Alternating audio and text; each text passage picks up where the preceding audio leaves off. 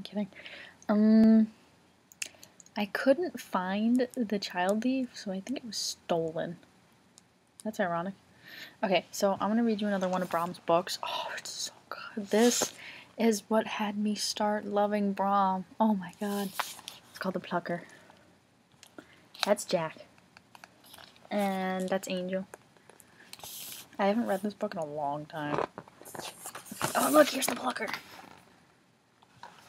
It's an illustrated book, but yeah. Okay. Oh, look, here's Jack. There's Jack. Okay. Hopefully I can read all this in 5 minutes.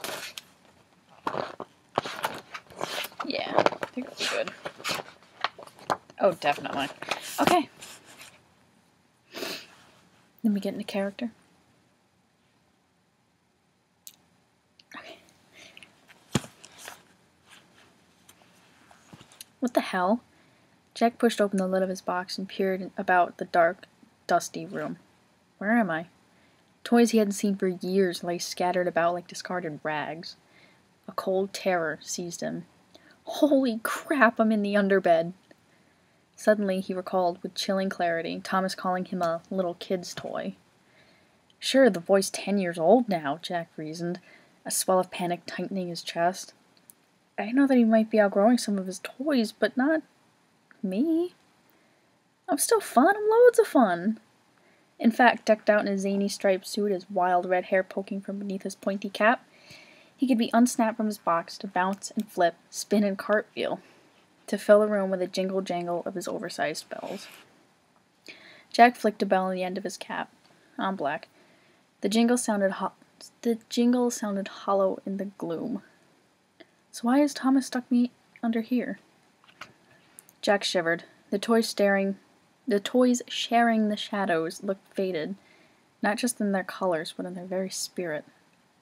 Humpty Dumpty lay on his side, mouth opening and closing, making small popping noises. Teddy Bear rocked ruefully as he stared with blank, unblinking eyes into the gloom. The other toys hardly moved at all. They looked dead. Jack shuddered. This has to be the worst place a toy could ever end up.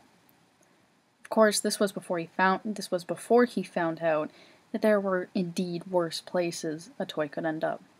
Far worse places.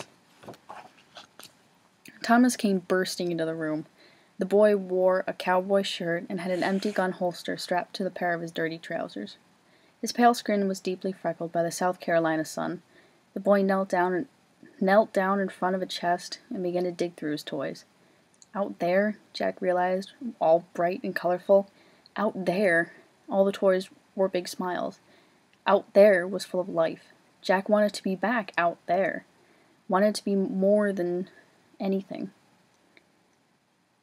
There's been a mistake, Jack thought, and took advantage of Thomas's turn back to hop up from his box and push it to the hem of the blanket, just far enough so that the boy would be able to see him.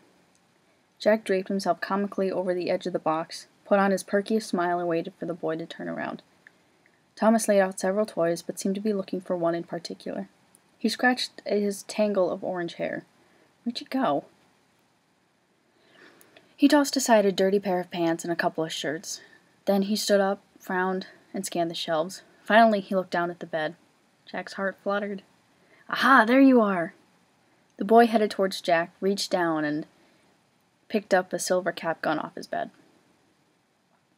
The boy dropped the gun into its holster, turned, and faced a bullfrog propped up against the toy chest. The frog wore overalls, held a banjo, and had sawdust poking from its seams. It stared back with bulging, unblinking eyes.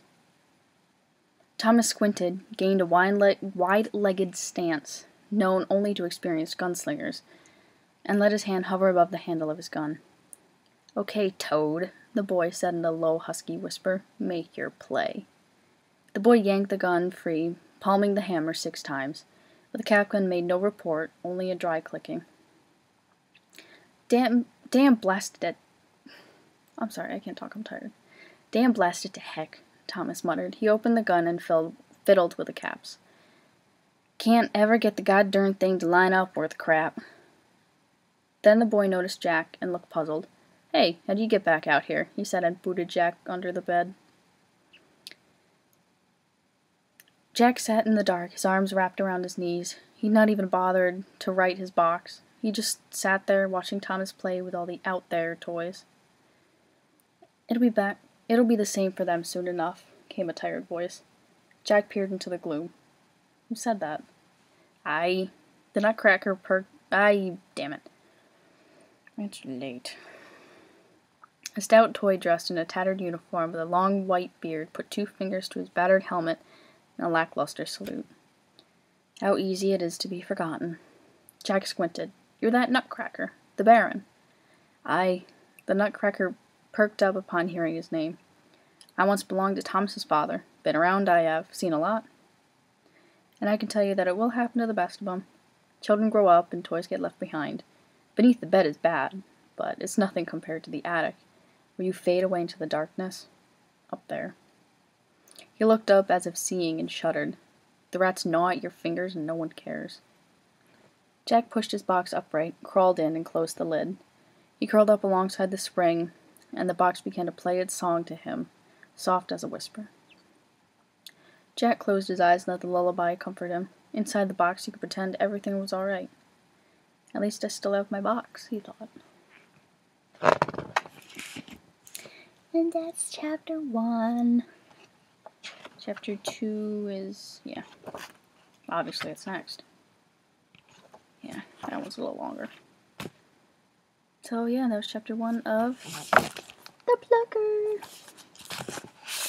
Like, there's Thomas looking for his toys. I think that was the only one. Yeah, and you saw that one. I'll try and find the child thief, but I can't guarantee anything. Okay. I gotta go take a shower. I hope you enjoyed it.